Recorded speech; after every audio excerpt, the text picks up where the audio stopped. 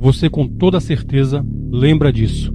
Soltar mosquito para combater mosquito da dengue? A cidade, a cerca de 160 quilômetros da capital, será o primeiro município no estado de São Paulo que vai tentar combater a dengue com um inseto geneticamente modificado. São esses aqui, os machos de Aedes aegypti, que daqui a alguns meses serão soltos no meio ambiente com a missão de tentar combater os mosquitos transmissores da doença.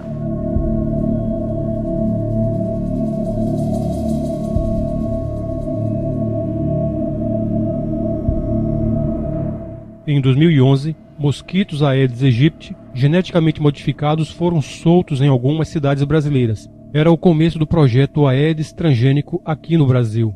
A promessa era que os mosquitos transgênicos machos copulariam com as fêmeas selvagens e as crias morreriam ainda no estágio larval sem chegar à idade adulta. Seria maravilhoso se tudo fosse assim, mas não foi bem isso o que aconteceu.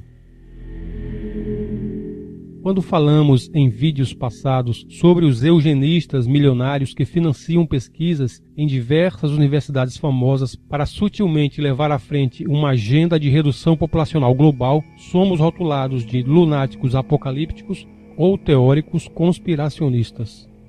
Mas, exatamente como já aconteceu a outras informações controversas taxadas pejorativamente de teoria da conspiração, hoje, uma dessas ditas teorias está saltando do terreno especulativo conspiratório e se mostrando bem real. A Fundação Bill e Melinda Gates financiou pesquisas e estudos para a mutação do mosquito Aedes aegypti na Universidade de Oxford, na Inglaterra, o mesmo inseto transgênico que começou a ser liberado no Brasil em 2011. Segundo matéria do portal Terra de 2013, os mosquitos receberam um gene letal que garantiria a morte de suas crias ainda no estágio de larva. Esses mosquitos, apenas os machos, soltos no meio ambiente, cruzariam com as fêmeas selvagens, transmitindo para os ovos o gene mortal. A separação entre pulpas machos e fêmeas é feita de forma manual no laboratório, possibilitando acidentalmente algumas fêmeas chegar à vida adulta, aumentando os riscos no meio externo.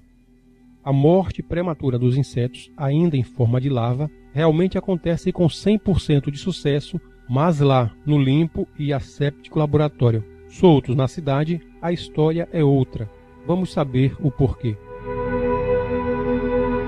O mosquito causador da dengue teve o seu DNA alterado na Oxitec, empresa de biotecnologia que nasceu nos laboratórios da Universidade de Oxford em meados de 2002. As fêmeas que cruzam com os machos transgênicos botam ovos de Aedes aegypti transgênicos e morrem quando chegam ao estágio de larva, sem alcançar a vida adulta. Pelo menos era isso que se esperava acontecer.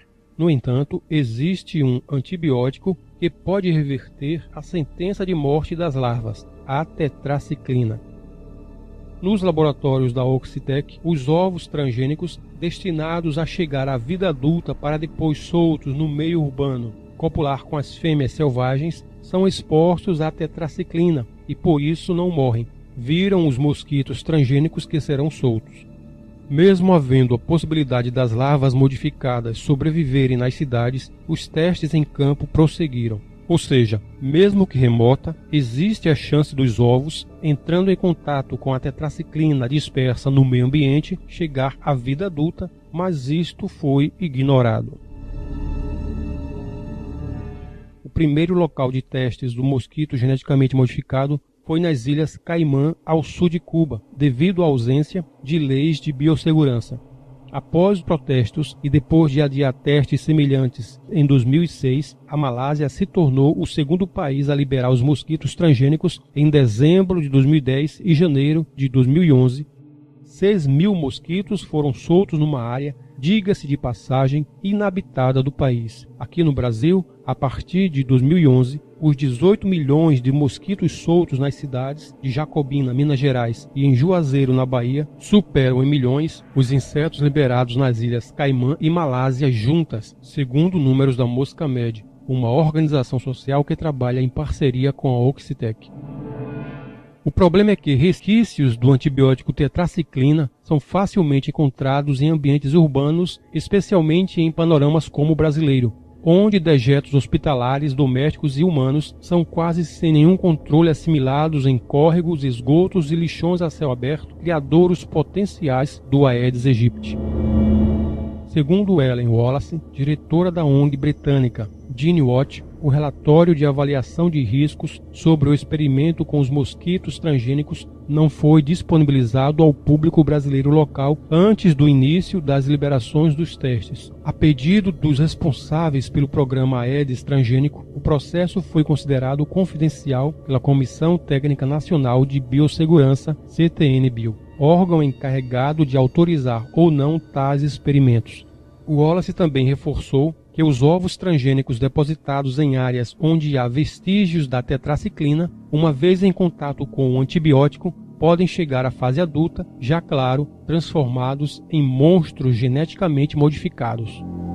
É muito provável que os ovos do Aedes aegypti, geneticamente modificados, tenham sido expostos à tetraciclina, sobrevivendo à fase larval e ganhando o mundo já como um novo mosquito, de carga genética diferente do Aedes aegypti original.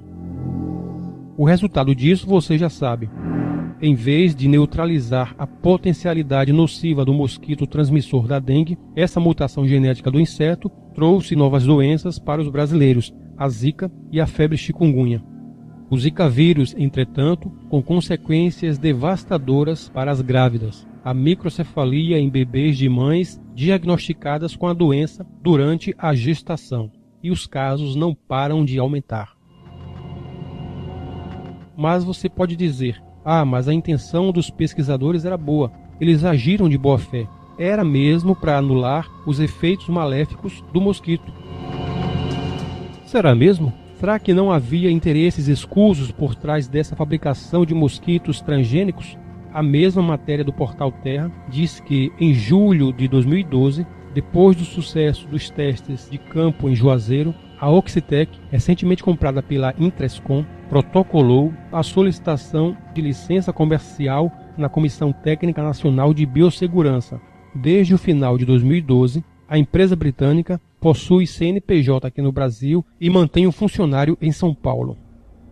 Mais recentemente, com os resultados promissores dos experimentos em Juazeiro, alugou um galpão em Campinas e está construindo o que será sua sede brasileira. O país representa hoje seu mais provável e iminente mercado, o que faz com que o diretor global de desenvolvimento de negócios da empresa, Glenn Slade, viva hoje numa ponte aérea entre Oxford e São Paulo. Ou seja, tal como aconteceu com as sementes transgênicas na agricultura, os mosquitos geneticamente modificados serão comercializados para países, estados e municípios que desejarem controlar as populações do inseto. Haverá um comércio de mosquitos transgênicos.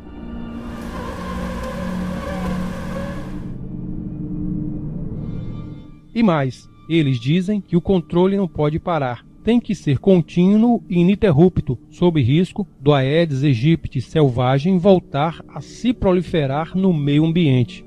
Claramente, uma maneira de fazer com que as secretarias de saúde não parem de comprar o produto transgênico. Ou seja, criar uma dependência, tornando rentável o negócio dos mosquitos geneticamente modificados. Tudo isso está na matéria do Portal Terra citada aqui no vídeo.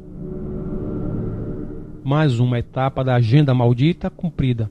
Mais 2 novas doenças para nos matar e causar anomalias em nossos bebês. Pesquisas já comprovam que o Zika vírus pode ser transmitido não apenas pela picada do mosquito, mas agora também por meio da relação sexual, do leite materno e pelo contato com o sangue contaminado. A mídia corporativista fala da microcefalia sim, mas de uma maneira mascarada, sem delatar a verdadeira gênese do surto aqui no Brasil. Ela fala da relação da microcefalia com a Zika, já comprovada, mas nenhum comentário sobre a possível ligação da Zika e microcefalia com a Aedes aegypti transgênico. Chegou ao ponto de dizer que a doença veio para o Brasil através de imigrantes haitianos nos últimos anos e devido aos muitos turistas que estiveram aqui durante a Copa do Mundo de 2014. Não lembro de nenhum surto de Zika depois da Copa do Mundo da África do Sul em 2010.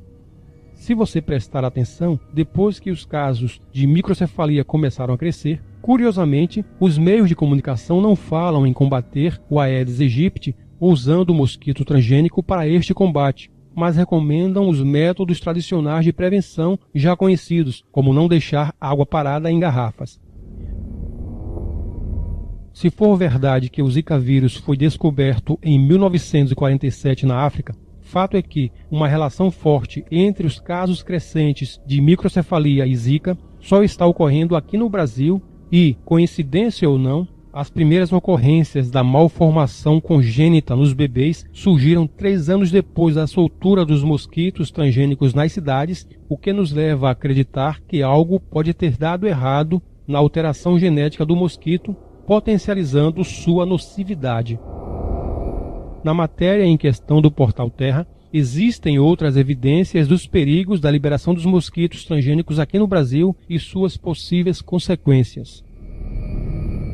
O Show da Vida, em matéria do domingo 29 de novembro de 2015, enrolou, floreou, embromou, mas não apontou nenhuma relação entre as duas doenças com os mosquitos geneticamente modificados.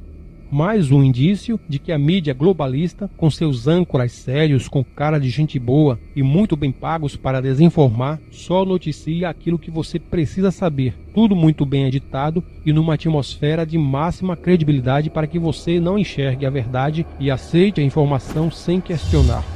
Mas agora você já sabe, o oculto está revelado.